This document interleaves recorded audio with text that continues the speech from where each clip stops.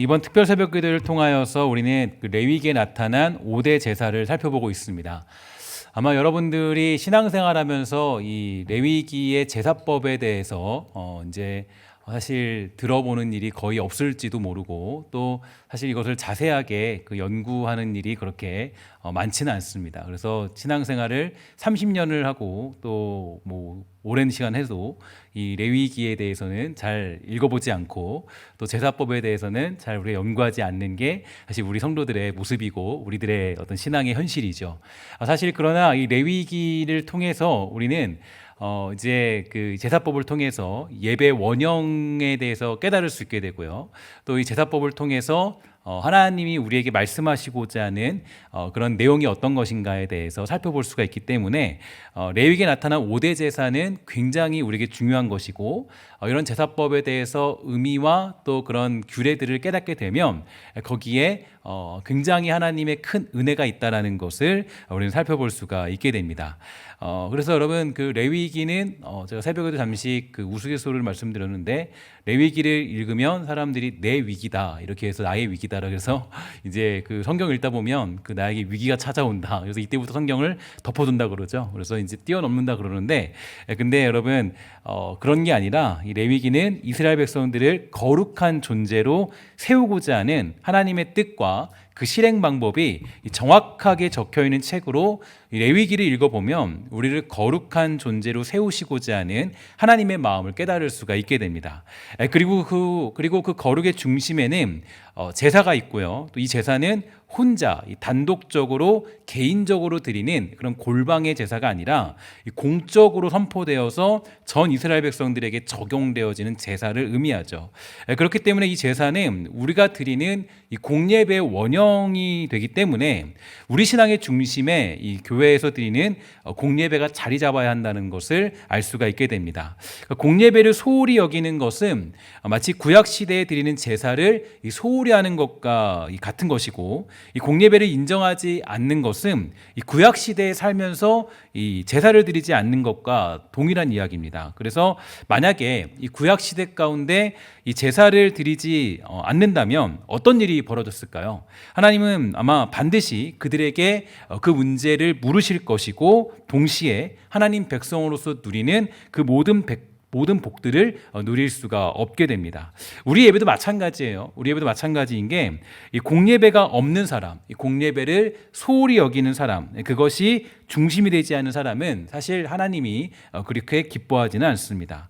물론 새벽 내내 제가 말씀을 드렸지만, 어떤 핍박과 전염병에 대한 걱정, 또 어떤 위협으로 말미암아 이 온라인 예배를 드리는 것이 자신에게 있어서 정말 최선이라면 하나님은 그 예배를 분명히 받으시겠죠. 하지만 다른 일들은 다 하고, 뭐 친구들도 만나고 친지들도 만나고 모임도 다 가지지만 이 공예배만큼을 소홀히 하는 것은 아무리 코로나 시대라고 할지라도 하나님은 조금도 기뻐하지 않으실 것입니다. 하지만 그럼에도 불구하고 우리는 어떤 상황 속에서도 이 공예배가 중심이 되어야 함을 기억해야 될 텐데요. 이것은 하나님이 이스라엘 백성들을 부르시면서 가장 강력하게 명령하신 일이기 때문이죠. 코로나 시대를 지내면서 우리의 공예배는 정말로 많이 무너졌습니다. 물론 그럼에도 불구하고 이 각자의 자리에서 신앙을 잘 지켜주는 성도들, 또 주를 섬기는 백성들이 있었기 때문에 매우 감사한 일도 있지만, 전반적으로 한국교회는 이 코로나라는 강력한 한방에 정말로 많은 성도들이 무너졌다는 것은 사실이에요. 그러니까 우리 교회도 제가 살펴보면 코로나 시대 이후로, 코로나 시대 전까지는 신앙이 굉장히 좋고 또 굉장히 잘 섬기다가도 코로나 시대에 들어와서는 한 번도 볼 수 없는 사람들도 있게 되는 것이 있습니다. 정말 그래서 정말 이게 한국교회가 이 코로나로 말미암아 이 공예배가 무너졌고 신앙이 굉장히 무너졌다는 것은 아주 그 심각한 상황이고, 또 이런 상황 가운데 우리가 이 공예배를 회복하는 것은 매우 중요한 그런 자리 가운데 있다라는 거죠. 정말 그럼에도 중요한 것은 하나님은 저와 여러분들을 포기하지 않으시기 때문에 다시 한번 우리의 공예배를 드릴 수 있는 기회를 열어주셨습니다. 이제 우리는 함께 예배할 수 있는 그런 시간들이 조금씩 가까워지고 있고, 조금 더 자유롭게 하나님을 예배할 수 있는 시간들도 우리에게 찾아오고 있는데요. 여러분, 이제 이 코로나로 인하여서 이 무뎌진 자기 자신을 좀 깨트리시고 또 여러분 이 교회를 보면서 안타까워하면서 또 성도들을 보면서 또 이 코로나 때문에 혹시 무너진 성도들이 있다면 그들을 위해서 기도할 줄 아는 복되고 아름다운 신성의 모든 권속들, 또 이 금요 기도에 참석한 여러분들, 또 새벽 기도를 깨웠던 여러분들 다 되시기를 주의 이름으로 간절히 부탁을 드리겠습니다.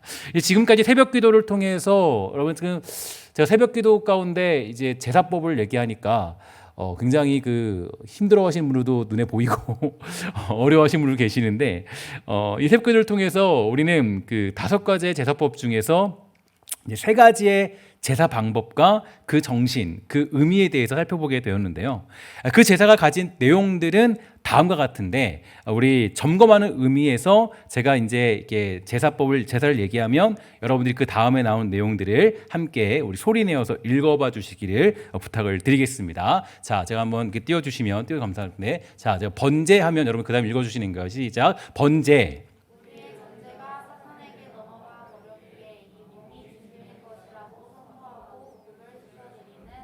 예, 소제.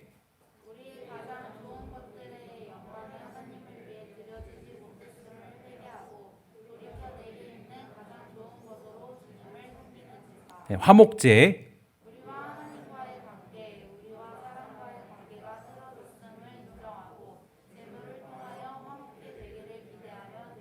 제 속제제.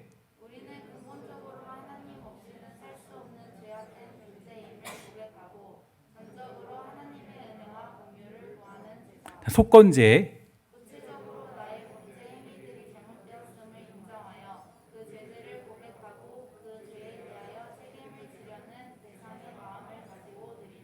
자, 이게 5가지 제사의 의미예요. 그래서 이 5가지 제사가 있는데 아직 우리가 여러분 그 속제제와 속건제는 배우지 않았죠. 그래서 이제 오늘 배우게 될 텐데요.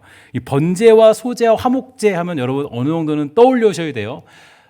새벽이기 때문에 기억이 나지 않는다라고 얘기하시면 안 되고, 새벽이어서도 여러분들이 어느 정도 제가 말씀드렸던 내용들을 기억하셔야 되고, 생각이 나지 않는다면 제가 유튜브에 올려놨으니까 그 주소를 들어가셔서 꼭 여러분 확인하셔서 어떤 의미를 가지고 있는지 살펴보셔야 됩니다. 왜냐하면 이 번제와 소제, 화목제, 속제제, 속건제 이 5가지 제사를 다 합하면 현재 우리가 드리는 예배의 모습이 되기 때문이에요. 그러니까 이 내용들이 우리의 예배 가운데 회복이 되어야 됩니다. 그러니까 이것이 회복되지 않으면 예배의 기쁨을 누리는 게 굉장히 어려워지죠. 그래서 우리가 번제와 소제 그리고 화목제는 오늘 새벽까지 살펴보았고, 이제 오늘은 이 속제제와 이 속건제가 무엇인가에 대해서 한번 살펴보도록 하겠습니다. 여러분 좀 복잡한 이야기들이 여기에 좀 나오니까 여러분 잘 따라오셔야 되고 저와 잘 이렇게 눈을 마주치면서 이 말씀을 들으셔야 되는데요.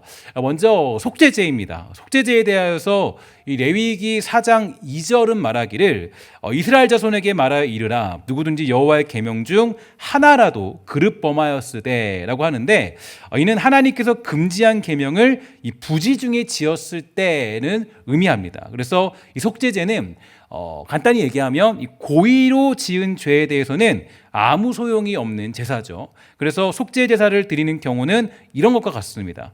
첫 번째로 증인을 서지 않았을 때, 두 번째로 거짓 맹세를 했을 때, 세 번째로 부지 중에 짐승이나 사람의 부정을 입은 죄와 같은 것들, 이럴 때 속죄 제사를 드리게 되는 거예요. 또한 속죄제는 독특하게도 이 신분에 따라서 드리는 제물과 피의 취급 방법이 좀 많이 다른데요. 한번 제가 준비한 표를 한번 살펴보도록 해볼까요? 자, 여러분 보면 이제 이런 표들이 있습니다. 그래서 네, 저게 잘 나오고 있는 거죠, 그죠? 네. 그래서 이 신분이 있고, 그 다음에 재물이 뭔지가 나오고 있고, 그 다음에 이 피의 취급입니다. 피의 취급이고, 그 다음에 제단 위, 그 다음에 남은 고기, 이런 구분을 따라서 이렇게 되어 있는데, 옆에 이 신분을 보면 제사장이 있는데요. 제사장과 이 대제사장이 함께 포함되어져 있는 내용이에요. 그 다음에 회중이 있고, 족장, 평민, 이런 신분들이 이렇게 있습니다. 그래서 각자 제물을 드리는 방법이 다르고, 피의 취급 방법이 다르고, 또 제단 위에 어떻게 두느냐도 다르고, 또 남은 고기는 어떻게 하느냐, 이런 내용도 달라져요. 그래서 여러분 여기서 보면은 이 회장과 그 회중과 제사장은 이 동급이었기 때문에 둘 다 이 수소가 요구되고 또 이때 회중은 이 제사장이 포함된 회중을 의미합니다. 만약 제사장과 회중이 분리되어 취급되는 경우에 이 제사장이 이 제외된 회중의 제물은 흔하게 이 순년소였습니다. 그래서 이 족장도 이 평민의 지도자로서 이 순년소를 바쳤고요. 그리고 평민은 암염소나 암양을, 또 가난한 계층을 위해서는 비둘기 2마리가 바쳐졌는데 이때 한 마리는 번제와 같이 모두 제단에 태웠고 다른 한 마리는 이 피를 제단에 흘린 뒤에 제사장이 섭취하는 방법으로 두 비둘기가 처리되었습니다. 또한 여러분, 비둘기마저 이제 드릴 수 없는 가난한 계층한 사람들을 위해서요. 평소 이제 그들이 먹는 음식인 그 밀가루 10분의 1 에바를 이제 소재에 속죄 제물로 가져오라 명령하는데 그 다음 표를 보여주셔야 돼요. 그 다음 표 보여줬나요? 예, 보면은 여기서 보면은 그러니까 여기는 평민과 그다음에 빈민과 극빈자들이 있죠. 그러니까 빈민자들을 보면 이 비둘기 2마리 드리게 되고 극빈자들을 보면 밀가루 10분의 1 에바를 가져오라 명령했습니다. 여러분, 그래서 거기 우리 그 표를 제가 설명하는데 잘 따라오셔야 돼요. 그냥 있으면 안 됩니다. 그래서 분명히 그 밀가루는 피 흘림이 없잖아요. 없는데 어떻게 제사가 가능했을까? 이것은 이 경제적인 형편과는 무관하게 이 죄의 문제는 어떤 방법으로 반드시 해결해야 됐기 때문에 비록 밀가루 10분의 1 에바를 드리지만, 그러니까 원래 피 흘림이 있어야 속죄를 받잖아요. 근데 이 극빈층에는 밀가루 10분의 1 에바도 받아줬어요. 이거 왜 그러냐면은 이 피는 없지만 하나님께서 피의 효력이 있다라고 칭해 주신 거예요. 그러니까 왜냐하면 이들의 죄가 용서를 받아야 되기 때문에, 그러니까 죄의 용서에 대해서는 하나님의 은혜가 더 중요하기 때문에 그 은혜 가운데 이 극빈자들이 밀가루 10분의 1 에바를 드려도 그것을 효력 있는 것, 피의 효력이 있는 것으로 간주해 주신 겁니다. 그러니까 이런 것을 보았을 때 사실 이 죄사함의 은혜, 이제 그 은혜는 우리가 누리는 구속의 은혜는 우리에게 있지 않습니다. 어떻게 보면 이제 저를 비춰주실래요? 저를 비춰주시면 감사하겠습니다. 그래서 어떻게 보면 제사를 보면서 그 제사를 준비하는 사람에게 이 많은 관심을 둘 수도 있겠지만 사실 이 중요한 것은 하나님께서 그렇게 제사할 수 있도록 길을 열어주셨고 또 우리의 죄가 사함받을 수 있도록 은혜를 베푸셨다는 사실이죠. 그래서 오늘도 이 하나님은 여러분의 회개를 받으시는 분이십니다. 그리고 우리가 어떤 모습이든지 어떤 죄악이든지 스스로 주님 앞에 엎드려서 그 죄악을 고백하기를 원하시는 분이 우리 하나님이라는 것을 알 수가 있는데요. 왜냐하면 그 길은 하나님께서 우리에게 은혜로 베풀어 주시는 길이기 때문이에요. 그래서 우리가 이제 하나님께 나아갈 때 하나님이 가장 원하시는 것은 내가 하나님 앞에 나 자신이 죄인임을 고백함으로써 우리를 속죄하신 구주의 사랑을 다시 한번 깊이 깨닫는 그런 시간이 될 때 그 예배가 진짜 예배가 될 수 있게 되는 거예요.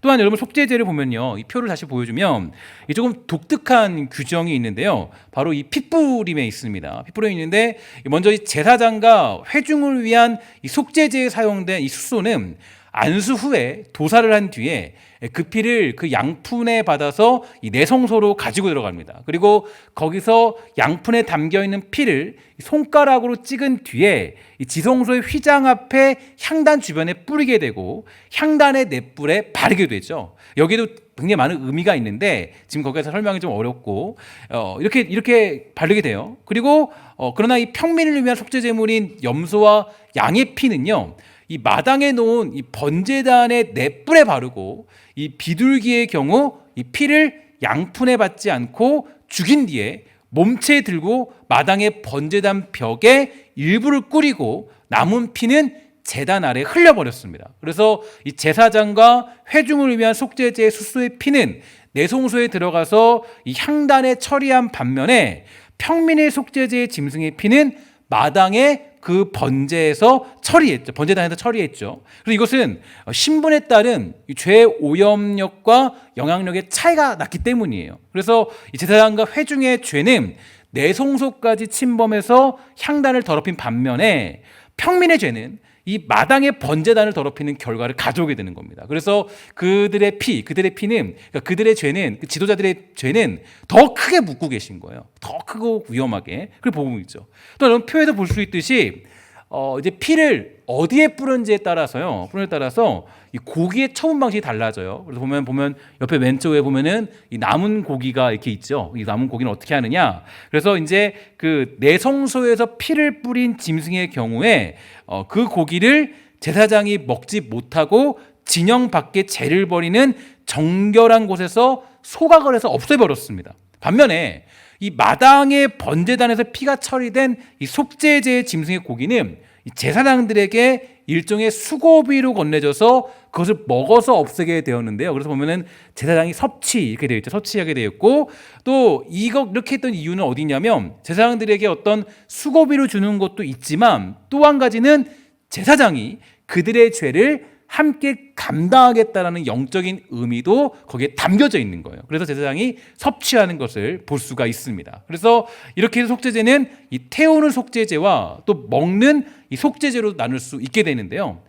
또 한 가지 볼 수 있는 건 이 속죄제의 독특한 점이 있는데 이거는 이 피 뿌리는 특유의 동작이에요. 그래서 다른 제사를 보면요, 이 곡식을 사용하는 소제를 제외한 번제나 어떤 속건제, 화목제는 이 피를 양푼에 받은 뒤에 이 제단 사면벽에 뿌려서 처리했지만 속죄제는 달라요. 어떻게 했냐면 속죄제는 이 손가락을 양푼에 담아서 피를 찍은 뒤에 소량의 피를 이 제단 주변에 뿌리거나 제단 뿔에 바르는 동작으로 피를 처분했고 대량으로 남는 피는 제단 밑에 쏟아버립니다. 그러니까 이렇게 이 피 뿌리는 행위가 중요한 이유에 대하여서 히브리서 10장 19절과 20절을 보면 이렇게 이야기를 하죠. 우리 함께 읽어보도록 할까요? 시작. 그러므로 형제들아 우리가 예수의 피를 힘입어 성소에 들어갈 담력을 얻었나니 그 길은 우리를 위하여 휘장 가운데로 열어놓으신 새로운 살 길이요 휘장은 곧 그의 육체니라. 아멘. 이렇게 되어 있고요. 요한일서 1장 7절 보면 이렇게 되어 있습니다. 그 아들 예수의 피가 우리를 모든 죄에서 깨끗하게 하실 것이요 이렇게 되어 있습니다. 그래서 이 피 뿌리는 이 상황에 따라서 이 모든 것들이 다 달라지고 또 우리의 살 길이 열려지고 죄가 용서받는 것을 확인할 수가 있게 됩니다. 그래서 왜 이렇게 피 뿌림이 중요하냐면 일단 중요한 건요, 우리들의 모든 죄, 이 죄는 하나님의 진노를 유발하게 돼 있어요. 그래서 이 구약 가운데 이 죄라는 문제를 우리가 이제 하나씩 낱낱이 자복하여서 회개해야 되는 이유가 어디 있냐면 이 죄라는 것은 하나님의 진노를 유발하는 매우 위험한 행위예요. 그렇기 때문에 이 하나님과의 모든 관계를 박탈할 뿐만 아니라 하나님의 성소까지 더럽히게 되어 있는 게 죄의 문제입니다. 그래서 여러분 그 레위기에서 계속적으로 우리에게 강조해주고 있는 것은 어떤 거예요? 거룩이에요. 거룩한 자가 되어라. 거룩한 예배자가 되어라. 그래서 하나님은 저와 여러분들을 거룩한 존재로 만드시기 위해서 우리를 부르셨다는 것을 알 수가 있죠. 그러므로 우리가 이제 이런 이 속죄제를 통해서 알 수 있는 것은 지금 좀 이렇게 복잡하게 설명을 드렸는데 속죄제를 통해 알 수 있는 것은 우리가 가야 될 길은 일단 죄와는 멀어지는 길을 가야 돼요. 그러니까 하나님은 죄를 지극히 미워하시고 우리의 죄를 용납하지 않으세요. 그래서 우리의 죄가 조금이라도 있으면 그 죄에 대한 문제를 반드시 해결해야 될 것을 우리에게 말씀하고 있는 겁니다. 그래서 제가 속죄제와 속건제를 보면서 이렇게 좀 우리 신약식으로 표현하면 이 속죄제는 우리의 성품적으로 지은 죄들에 대한 그런 어떤 문제를 해결하는 것이고 또 속건제는 이제 우리가 이 행위적으로 지었던 죄들에 대해서 회개하는 그런 것과 비슷하다고 표현할 수가 있게 돼요. 그래서 우리는 이 죄와 멀어진 인생, 죄와 상관없는 인생이 되는 것이 예배자로 살아가는 그런 모습들입니다. 그러니까 내가 예배자가 된다, 예배자로 살아간다, 이 얘기는요 그냥 내가 예배자가 된다라는 얘기가 아니라 예배자들의 특징은 죄와는 상관없는 그런 존재로 살아가는 것이 예배자의 특징이에요. 그럼 오늘 되게 중요한 말씀이 하나 있는데요, 데살로니가전서 5장 22절에 보면 매우 중요한 말씀이 하나 있습니다. 우리 잘하는 말씀인데 우리 한번 다 같이 함께 읽도록 하겠습니다. 시작. 악은 어떤 모양이라도 버려라. 아멘. 그러니까 뭐라고 성경이 말하기를 악은 어떤 모양이라도 버려라고 얘기해요. 그러니까 저와 여러분들에게 이 하나님의 능력이 나타나지 않는 이유, 하나님의 능력이 우리에게 임하지 않는 이유, 구약의 제사로 보면 우리가 어디에 노출되었기 때문이에요? 죄에 노출됐기 때문이에요. 내가 하나님 앞에 나의 죄를 자백하지 못하고 내가 나의 죄를 발견하지 못했을 때 하나님이 주시는 은혜와 능력들을 우리는 경험할 수 없고, 또 예배의 감격이 없는 이유, 죄를 깨닫는 자각이 없기 때문입니다. 하나님 앞에 내가 자신이 죄인임을 고백함이 사라졌기 때문이에요. 자기 죄를 스스로 고백하지 않으며 그 죄와 가까운 상태로 살아갈 때에 우리는 하나님이 주시는 은혜와 능력들을 경험할 수 없어요. 오늘 사랑하는 여러분, 여러분들 모두에게 제가 소망하고 바라는 것은 우리 모두가 죄와 멀어진 인생이 다 되기를 주의 이름으로 간절히 부탁을 드리겠습니다. 여러분, 우리가 죄와 멀어진 인생이 되어야 돼. 이게 예배자의 모습이에요. 그리고 또 한 가지, 죄를 멀리 하시고 나에게 있는 죄가 무엇인지 살펴보세요. 그러니까 이 구약 시대에는 자신의 죄가 있다면 그 죄를 하나님께 해결하기 위해서 모든 집중을 하며 살아갔다는 거예요. 물론 우리는 구원이라는 완벽한 은혜를 받게 되었습니다. 하지만 나의 죄의 문제는 늘 내가 살펴봐야 되고요. 거룩한 주의 백성으로 살아가고자 회개를 살아가는 백성이 될 때 진짜 예배자로서 누리는 축복이 있게 되는 거예요. 여러분, 예수 믿고 신앙의 연수가 길어지면요, 신앙의 연수가 길어지면 죄에 대해서 민감해져야 돼요. 그러니까 내가 예수를 믿고 신앙이 깊어진다라는 건 내가 점점 더 죄인이라는 사실을 부인할 수 없는 자리로 가게 되는 거예요.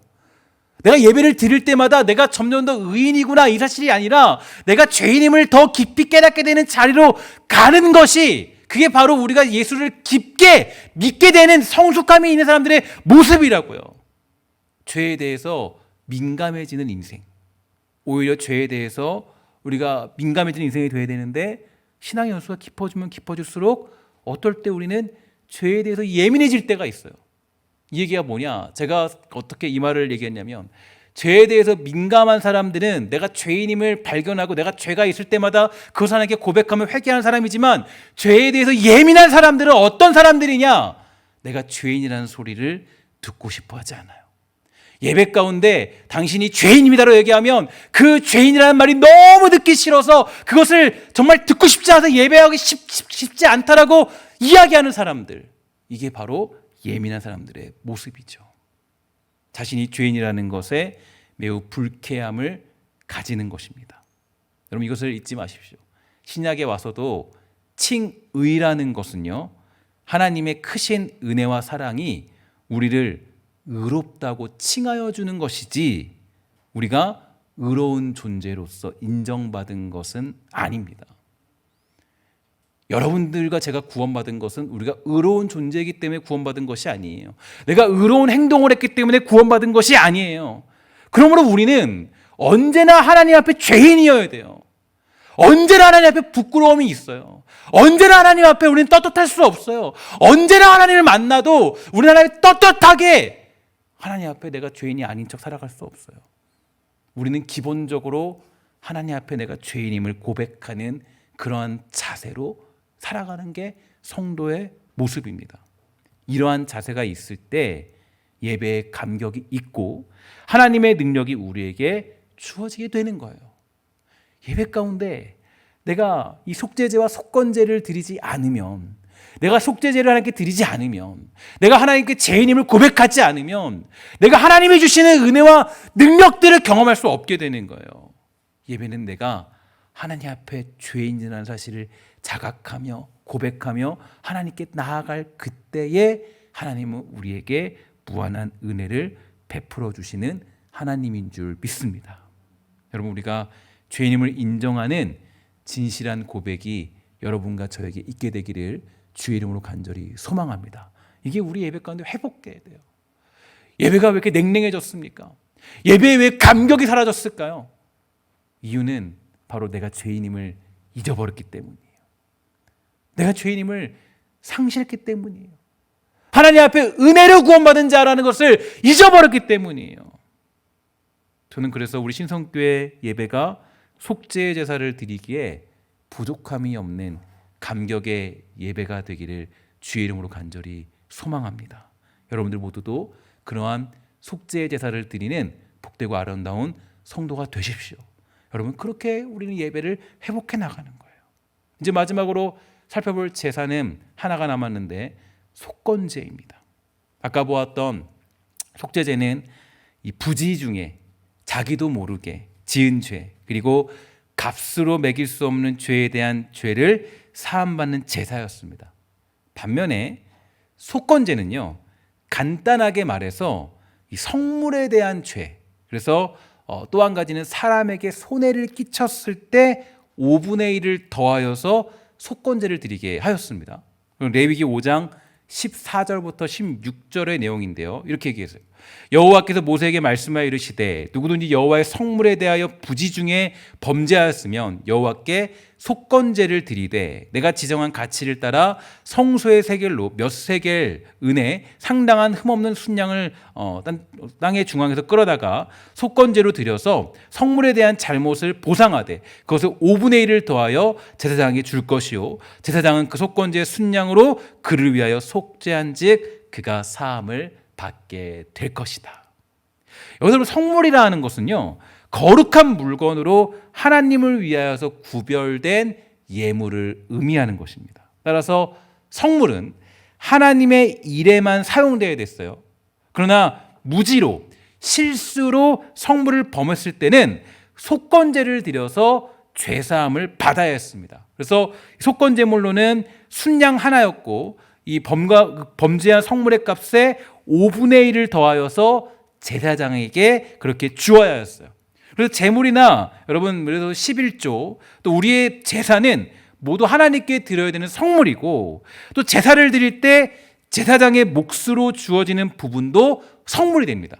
그래서 11조를 예를 들어서 내가 계산 착오로 잘못 들었다든지 아니면 화목제물 중에서 제사장 목심 이 넓적다리를 뭐 잘못 판단해서 다른 부위로 드렸다든지 아니면 자기도 모르게 먹을 수 있잖아요. 그러니까 원래는 그것만 먹고 제육만 먹는 건데 원래는 그 고기만 먹는 건데 제사장의 몫을 먹었다든지 뭐 그러면 이러한 때는 뭐 어떤 제사냐? 이러한 때는 속건제를 드리는 거예요. 그 당시에.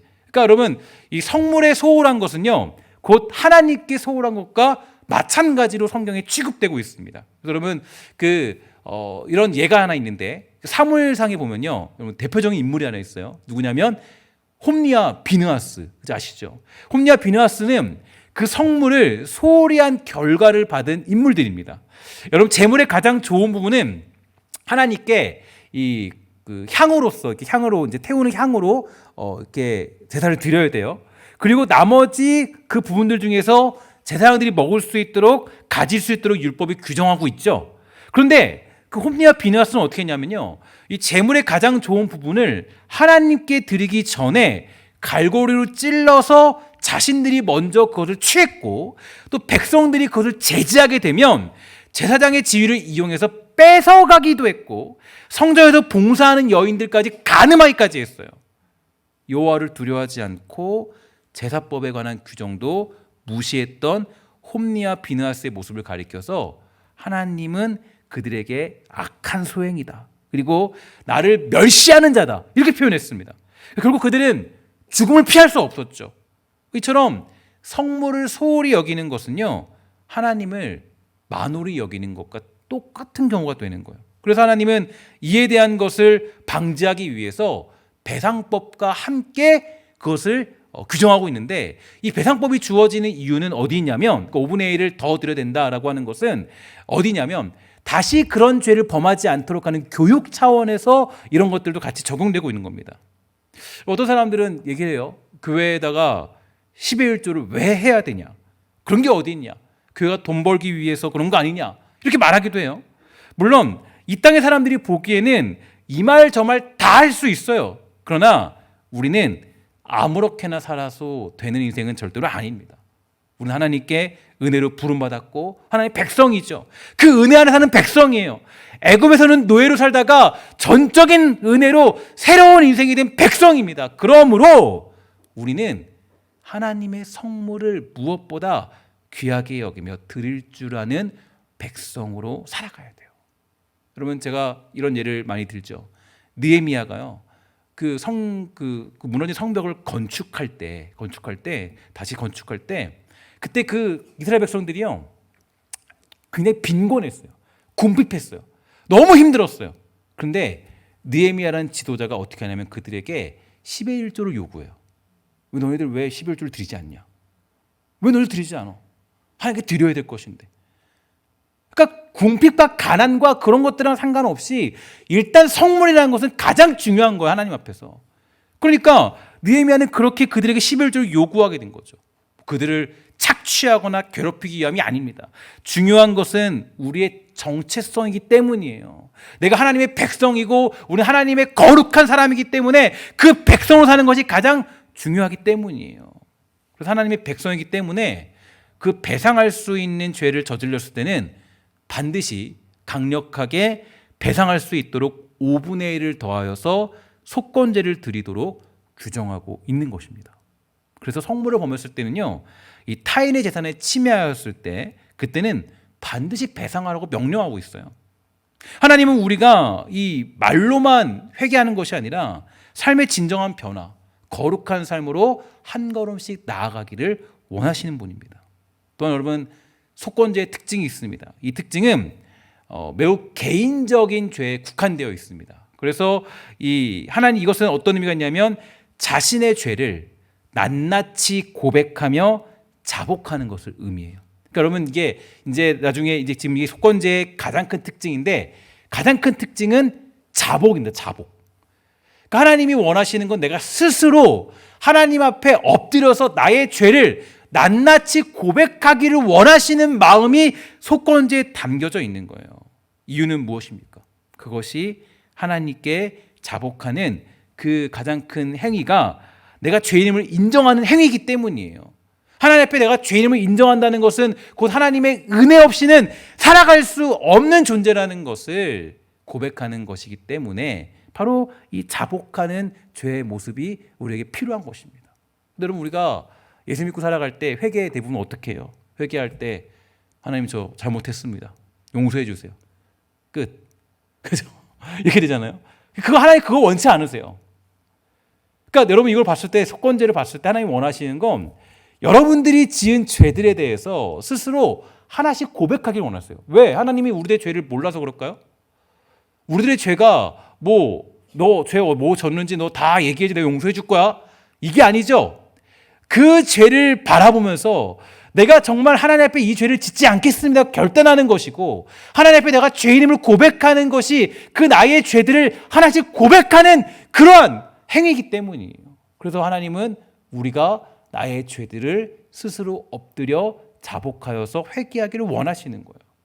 자복하여 엎드리는 기도, 그런 기도가 있을 때 하나님께서 우리에게 예배의 기쁨과 성령의 충만함을 우리에게 회복시켜 주시는 것입니다. 그래서 여러분 이런 이 속건제의 그런 내용들이 사실 여러분과 저의 예배에 우리 예배에 신성교회 예배에 회복되어야 돼요.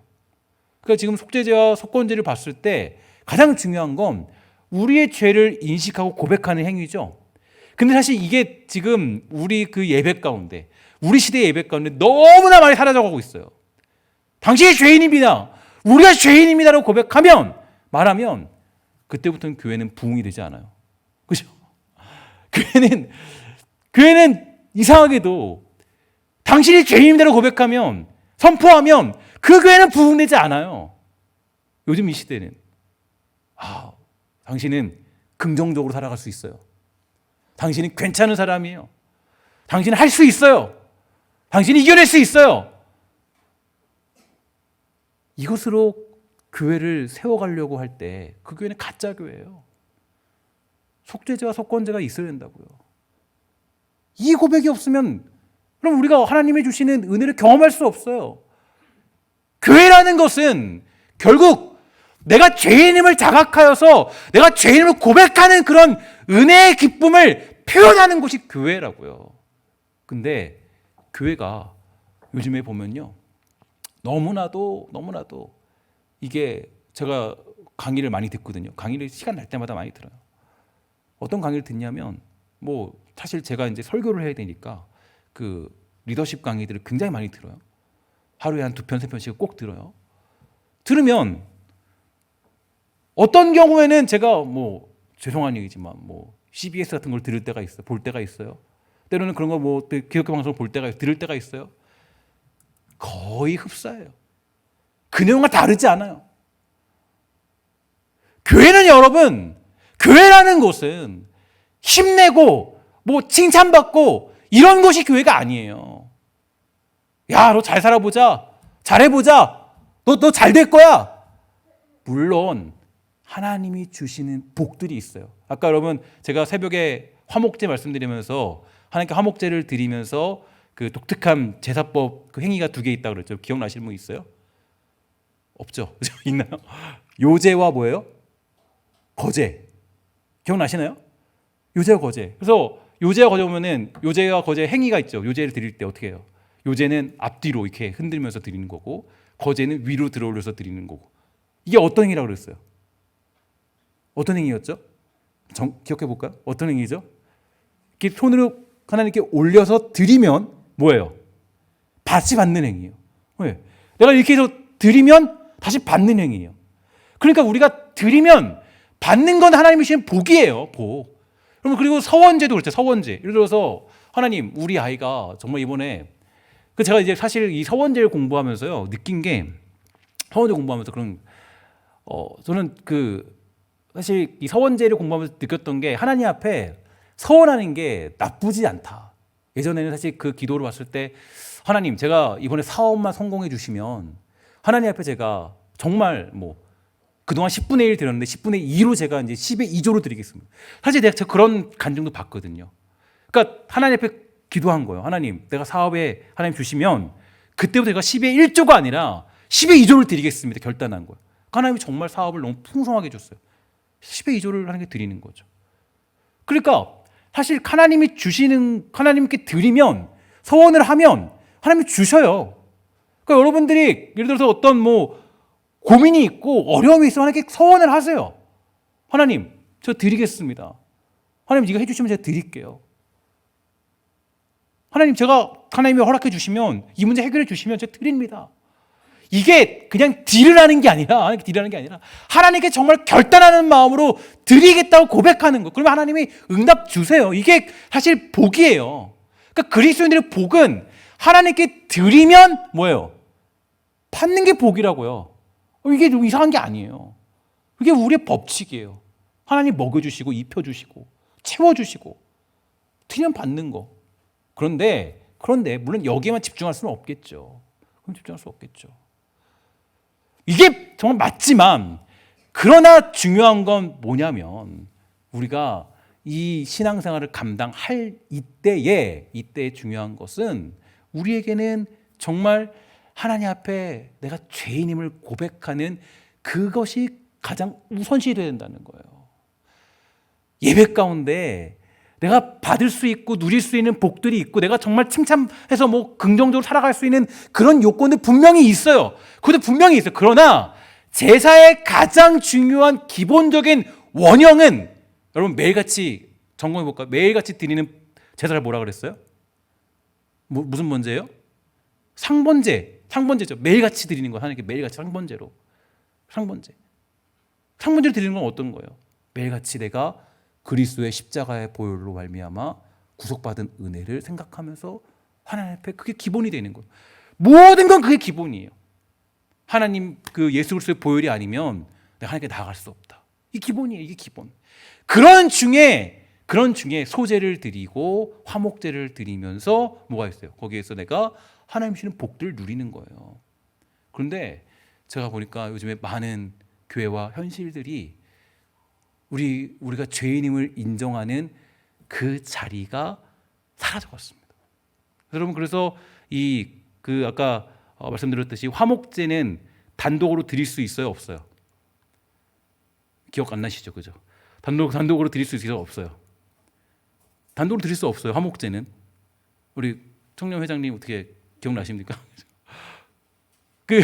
단독으로 드릴 수 없어요. 화목제는 뭘 먼저가 2가지 필요하다는데 뭐가 필요하다고 그랬어요? 상번제가 먼저 필요하고 그리고 그 위에다가 소제가 있고 화목제가 함께 드려지는 거예요. 그런데 이 속제제와 속건제는 단독으로 주님께 드릴 수 있게 됩니다. 그게 왜냐하면 예수 그리스도의 보혈, 그 보혈의 피 흘림이 있기 때문에. 그러니까 여러분 이게 우리 굉장히 중요한 메시지가 있는 거죠. 그러니까 기본은 내가 죄인임을 인정하는 거예요. 기독교의 기본은요, 내가 죄인임을 자각하는 거예요. 내가 그리스도의 보혈 아니면 살아갈 수 없다는 걸 인정하는 거라고요. 그런데 아까 우리 그 전도사님도 그 기도의 마지막 얘기하면서 예수 그리스도가 없는 교회,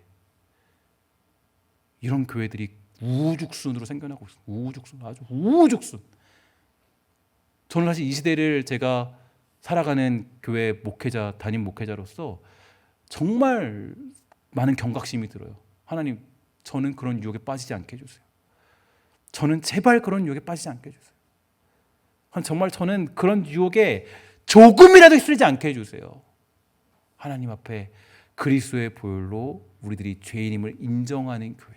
그래서 속죄제와 속건제를 드릴 수 있는 교회. 그런 교회가 된다면, 그런 예배를 드릴 수 있는 교회 된다면 그것보다 아름답고 위대한 교회가 없다라는 거죠. 그래서 여러분, 지금 여러분들과 저의 신앙에서 예수 그리스도의 핏부림이 있는가, 그죠? 살펴보셔야 돼요. 지금 내가 죄인임을 인정하고 그 죄의 모습을 벗어내고 거룩한 존재로 살아가고자 하는 노력이 있는가? 그게 여러분들과 저의 이 신앙의 성숙적인 모습이 되는 것입니다. 사랑하는 여러분, 오늘 우리는 속죄제와 속건제까지 구약의 5대 제사를 간략하게 살펴보았습니다. 다시 자세하게 전할 날이 오겠지만 이번 새벽을 통하여서 여러분과 5대 제사를 살펴본 이유는 무엇보다 저의 목적이 하나 있습니다. 그 목적은 계속적으로 강조했듯이 우리의 공예배가 이 5대 제사의 정신을 회복하기 원하는 마음으로 저는 이 5대 제사의 정신을 여러분들에게 선택하여 설명해 드렸습니다. 사실 이 새벽 기도를 제가 보통 새벽 기도를 준비할 때는 이제 한 40분 정도 시간이 걸려요. 40분 정도 보통 새벽 기도를 준비할 때는.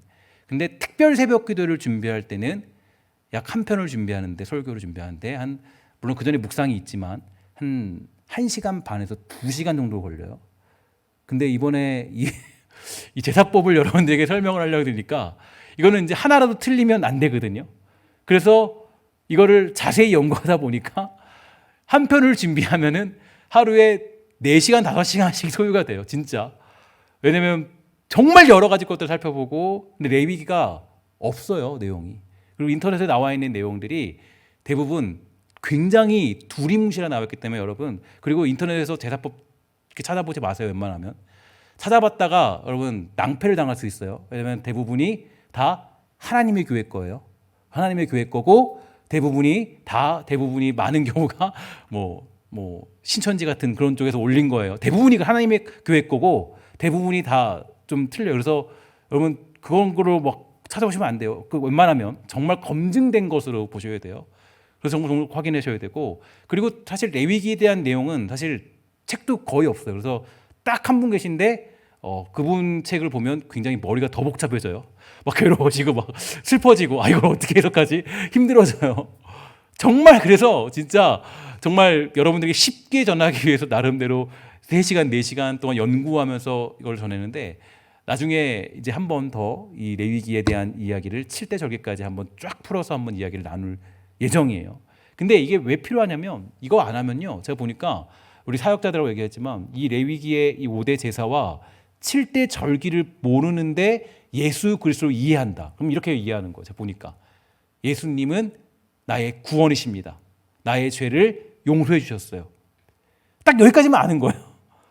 그러나 이제 구약의 제사와 5대 절기, 그 5대 제사와 7대 절기를 알게 되면 보니까 어떻게 되면 예수님이 왜 그런 행동을 하셨는지, 왜 예수님만이 우리의 구세주이신지, 왜 그분이 이 땅에 오셔서 죽으셨고 부활하셨는지, 우리는 어떤 존재인지를, 어떻게 살아야 되는지를 너무 정확히 알 수 있기 때문에 우리가 이런 것들을 공부하고 생각하여서 다시 우리의 예배를 회복할 필요가 있습니다. 그래서 그 내용이 잘 담겨져 있는 게 나중에 가면요, 어디냐면, 사실 이걸 다 해석한 게 어디냐면 히브리서예요. 히브리서는 보면 그 모든 정신을 다 담아서 히브리서가 작성되어 있죠. 그러니까 히브리서가 종합되긴 한데 그것으로만 보기엔 좀 어려워요. 그래서 이것을 연구할 필요가 여기에 있는 것입니다.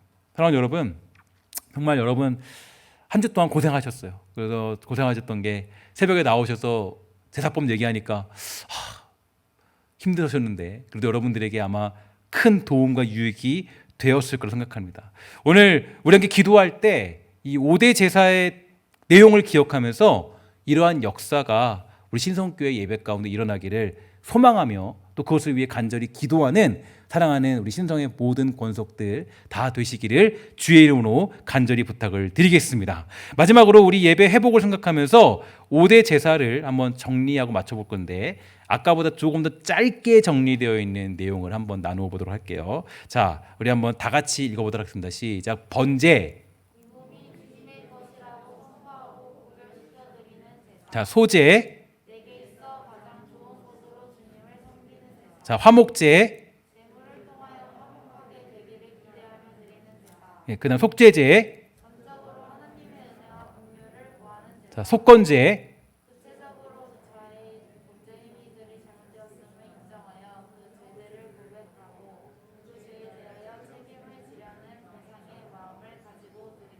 예, 자, 여러분 이제 이거를 이만큼은 인식하셔야 돼요. 그 새벽 기도를 여러분 다 참석하셨다. 그러면 이 정도까지는 누구에게든 말할 수 있어야 돼요. 아시겠죠? 그래서 여러분들에게 제가 딱 물어보면 속죄제가 뭐죠? 그걸 물어보면 딱 얘기하셔야 돼요. 전적으로 하나님의 은혜와 긍휼을 주는 제사입니다. 우리 예배가 이렇게 되길 원합니다. 그죠? 이런 고백이 있어야 돼요. 화목제 딱 하면 뭐라고 돼요? 제물을 통하여서 화목하게 되기를 기대하며 드리는 제사입니다. 우리 예배가 이렇게 되길 원합니다. 이런 고백을 가지고 있으셔야 돼요. 여러분 그래서 이 5대 제사가 우리 예배 가운데 회복되어서 정말 귀하고 아름다운 놀라운 능력의 예배가 다 되기를 주의 이름으로 간절히 부탁을 드리겠습니다. 함께 기도하도록 하겠습니다.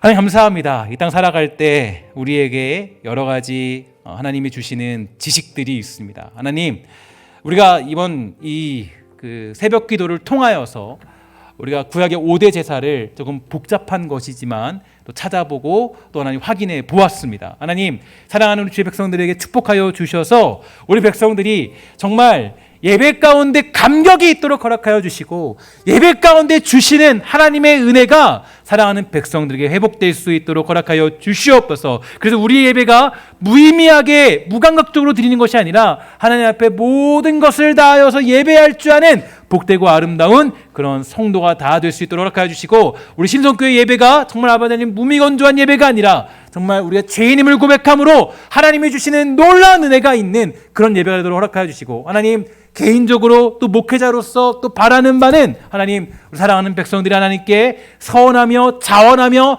드릴 줄 아는 그러한 놀라운 제사도 드릴 줄 아는 귀하고 아름다운 성도가 다 될 수 있도록 주님 허락하여 주시옵소서. 모든 말씀 예수님의 이름으로 간절히 축복하며 기도합니다. 아멘.